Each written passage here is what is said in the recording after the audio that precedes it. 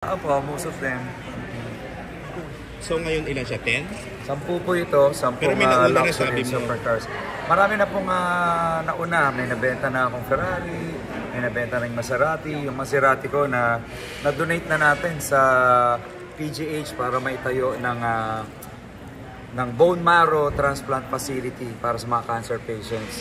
Nung pandemic, nagbenta na rin tayo ng Ferrari. Pero ito po yung pinangako ko na itutulong natin kasi before meron tayong na-interview tayo sa isang show kung saan pinakita ko na po ito lahat eh.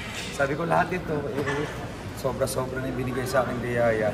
Itutulong na lang po natin sa mga kababayan natin. Saan itatayo yung dialysis center? Where sa exactly? Maynila po, sa Maynila. Saan doon? Sa Sampaloc, nag-groundbreaking na po tayo. Tapos kung hindi lang isa. sa Sampaloc po, kung saan ako lumaki, sa Maynila. Ngayon, yung mga susunod sa Tondo, kung magkakaroon tayo ng pagkakataon at nanalo tayo, nabihiyaan tayo, matatayuan natin pati lahat. Kasi Quiapo, Santa Ana, Pandacan, Ermita, Intramuros, lahat ng mga malalaking lugar sa Maynila para yung mga tao hindi na pumunta sa malalait mamasahe pa. Meron na silang mapupuntahan sa mga lugar nila. Of all properties, bakit kotse? Sobrang dami. Sobra-sobra. Dahil siya ang madami. Biniya tayo ng sobra-sobra. At hindi naman siya nagagamit. Sa tingin ko, mas mapapakinabangan siya na mas marami nating kababayan. Kaya nga like yung bawat isa dyan, ilang beses mo lang nagamit. Yung iba nagamit ko, yung iba hindi ko nagamit. Totally? Ha? Favorite ko? Ito po, SP to eh. Lamborghini Aventador SP. So, pangalan niya, nagkataon. At pangarap ko siya dati, nung bata ako, nung nag-uumpisa ako. Kaya, yan, ito yung isa sa mga paborito ko. Actually, lahat naman to magaganda eh. So, Magkano po yung expected na kikitain natin? more than 200 million. Hindi naman kikitain. Yung may release natin, mga 200 million may get. Na pwede makapagpatayo ng mga diagnostic and dialysis center. Actually, meron na tayo mga mobile clinic eh.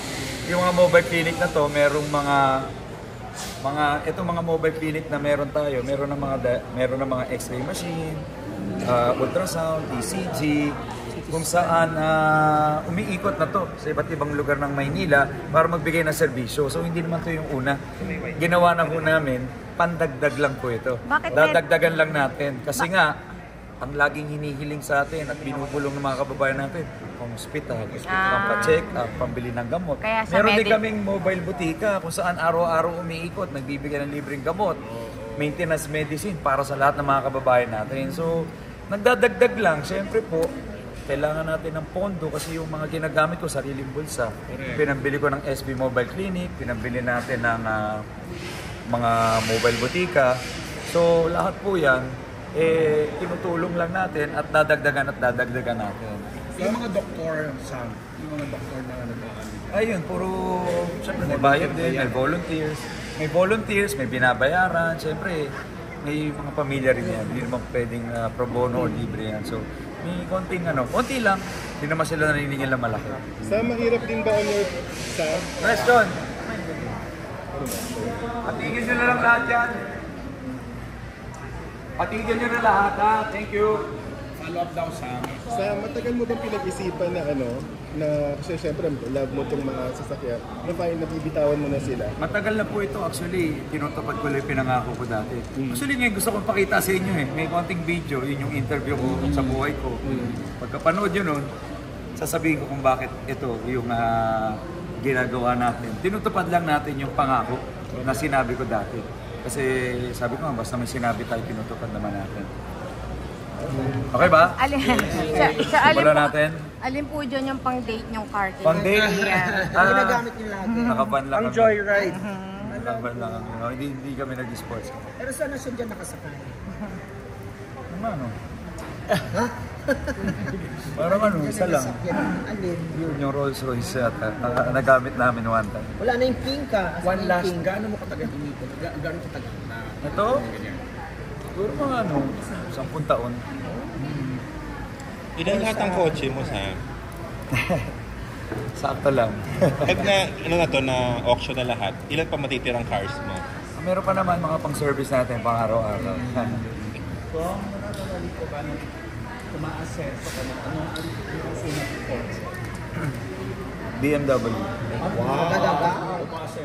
Ano yung galing sa ano? Or? Sarili ko ang ano yun. Nung 21 ako, nung ko unang sinumal niyang pagnenegosyo. Nung 22 years old ako, nabili ko yung very first kind of luxury vehicle nung panahon na yun. BMW. Wala na benta lang. Kasi naluma na rin yun eh. So nung naluma na, marami nagsira. Benta, bili ka ng bago. Ito naman eh. We've served... Ha? Yate. Ayate meron. Bakit naging ito ang collection mo? Bakit kotse? Kotse, Bakit luxury car? Galing tayo sa wala, nangarap din tayo. Una, pangarap mo, magkaroon ng sasakyan. Magkaroon ng sasakyan, mas magkaroon ng sasakyan. Ano ba dating una mong sasakyan? Mga bahay. Okay lang ba mamaya? Thank you, thank you. Sayang pinapare ko para sa inyo. Thank you. Okay lang ba pero pinagbigyan mo na kayo. Alam ko naman eh ha. Okay, thanks